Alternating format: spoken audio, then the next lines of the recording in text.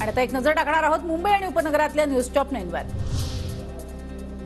उद्या रेल्वेच्या मध्य आणि हार्बर मार्गावरती मेगा ब्लॉक, विविध अभियांत्रिकी आणि देखभालीच्या कामासाठी मेगा ब्लॉक।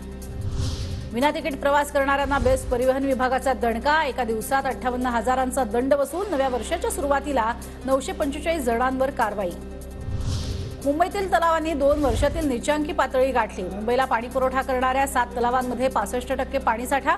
पुढील 3 महिन्यात पाणी कपात लागू होण्याची शक्यता। कांदिवली, बोरिवली, दहिसरमध्ये 9 जानेवारीला कमी दाबानं पाणी पुरवठा। बोरिवली टेकडी जलाशयाची संरचनात्मक तपासणी केली जाणार।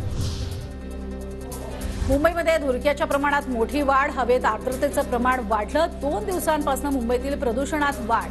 7 जानेवारीनंतर प्रदूषणात घट होण्याची शक्यता। विना हेल्मेट दुचाकी चालवणाऱ्यांवरती आरटीओची कठोर कारवाई। गुरुवारी दिवसभरात 3,796 जणांकडून दंड वसूल। कल्याण कृषी उत्पन्न बाजार समितीनं 7 वर्षांपासून केडीएमसीचं भाडं थकवलं। 35 लाखांवरती थकबाकी गेल्यानं आता भाडं वसुलीसाठी पालिका ॲक्शन मोडवर, व्याजासह नोटीस बजावत कायदेशीर कारवाई करणार।